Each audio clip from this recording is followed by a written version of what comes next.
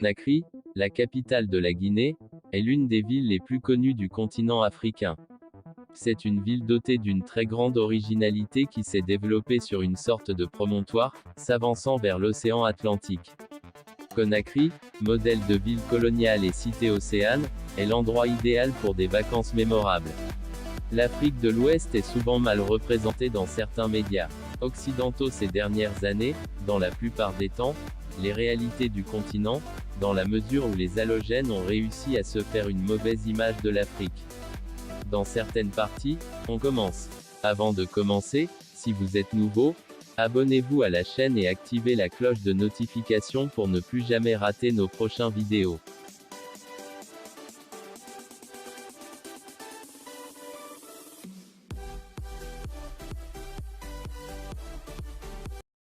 La Guinée est un petit pays africain qui est situé dans l'ouest africain et qui à ce titre donne sur l'océan Atlantique. Pour la différencier de la Guinée équatoriale et de la Guinée-Bissau, on appelle généralement ce pays la Guinée-Conakry. Et ce afin qu'il n'y ait pas de confusion avec les pays homonymes. On compte 12,5 millions d'habitants en Guinée sur un pays qui a une superficie de 245 857 km².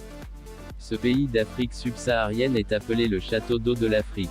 Un pays qui a beaucoup d'atouts pour réussir tant sur le plan climatique que naturel mais qui fait le maximum pour s'en sortir. La population de la capitale guinéenne rassemble près de 18,5% de la population totale du pays.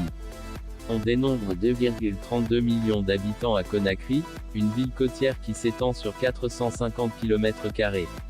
Cette capitale d'Afrique subsaharienne est également l'un des grands ports de l'Afrique de l'Ouest. La Guinée-Conakry, une terre d'origine et de commencement. Des sources du fleuve Niger aux forêts primaires, une nature enivrante et nécessaire. Le principal patrimoine de la Guinée est son patrimoine naturel, non pas que ses cultures ou son architecture ne méritent pas le détour, mais les richesses naturelles sont de loin les espaces les plus fascinants. Située sur la côte est de l'Afrique, Conakry, la capitale est à environ 6 heures de vol de la France. Le pays est entouré de la Guinée-Bissau, du Sénégal, du Mali, de la Côte d'Ivoire, du Libéria et de la Sierra Leone. Le pays compte plus de 1300 cours d'eau, dont les sources de fleuves majeurs de l'Afrique comme les fleuves Niger, Sénégal ou Gambie. Ce pays a donc une vocation première de château d'eau pour un territoire infiniment plus grand que le sien. Source de vie, vous rencontrerez de l'eau toutes les régions de Guinée, ce qui apporte et favorise le développement de végétation dense sur la plupart des reliefs du pays, montagnes et plateaux. 4 espaces géographiques peuvent être définis en Guinée. Vous trouverez la plaine côtière de la Guinée maritime, avec des bords de mer et des mangroves, la moyenne Guinée qui se développe autour du Fouta Djallon, un massif montagneux, situé à peine à l'ouest du centre du pays.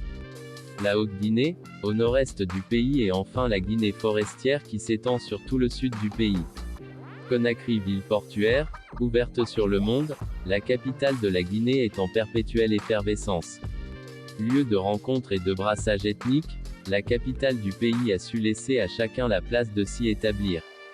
Vous pourrez ainsi rencontrer une population variée et représentative de tous les peuples de Guinée, Peul, Malinké, Soussou, Bagas, Kissis, Toma, avec une architecture coloniale qui a su être réadaptée et réappropriée par les Guinéens. Vous serez charmé par la dynamique de cette ville, ses marchés, ses musées, ses lieux de culte. Une étape incontournable et pleine de vie pour comprendre la Guinée contemporaine. C'est tout pour aujourd'hui. Merci d'avoir regardé notre vidéo. Si vous aimez la vidéo, n'oubliez pas de laisser un pouce bleu et de vous abonner et d'activer la cloche de notification pour ne pas rater nos prochaines vidéos.